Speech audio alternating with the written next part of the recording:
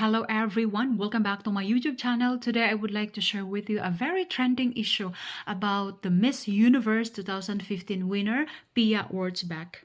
Grabe yung nagbash sa kanya, nag-private message pa talaga at minura siya.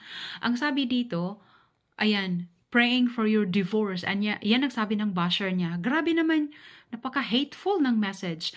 Tapos sabi pa dito, pero mas maganda if pregnant ka muna, so you will be divorced, single mom, manifesting. Oh my God, grabe yung wish. I think grabe yung inggit kay Pia.